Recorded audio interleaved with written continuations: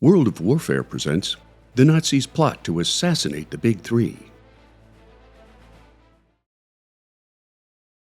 By November of 1943, German war leaders understood that victory against the Allies was a near impossibility.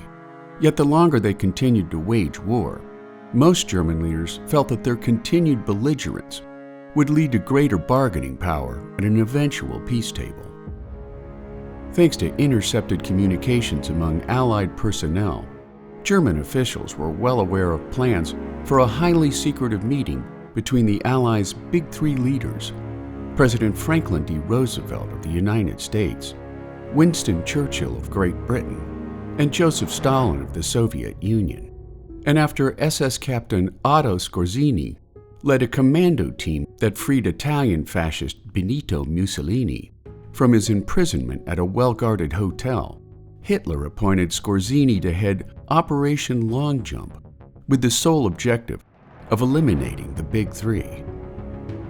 Thanks to declassified documents from Russian intelligence known as the NKVD, British intelligence, and Wehrmacht archives, German officials intercepted a communique between the British Embassy in Ankara and the Foreign Office in London, indicating that the meeting between the Big Three was set to take place in Tehran on November 28, 1943, leading to a clandestine Nazi insertion of 44 commandos in multiple airdrops in and around Tehran.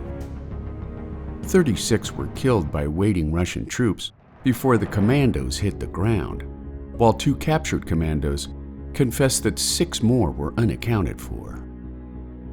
Housed in 3 separate locations around Tehran, when Mike Riley, FDR's head of security, learned about the still at-large commandos, together with Russian intelligence agents, all involved agreed that the Big Three should be moved to the safety of the Russian embassy, at the same time issuing a $20,000 reward, some $350,000 in today's currency, for information leading to the arrest of the Nazi commandos. On November 30th, the third day of the conference, Riley and others responsible for the Big Three's security knew that Churchill's planned 69th birthday dinner at the British Embassy that night was ready-made for a Nazi attack. Yet before the party was set to go off, an Iranian informant came forward to claim the reward money, informing Russian agents that the commandos were holed up at a Tehran safe house. Under Russian orders, the Iranian informant returned to the safe house and offered an ultimatum to the commandos: either surrender with your hands up or prepare to be slaughtered like pigs.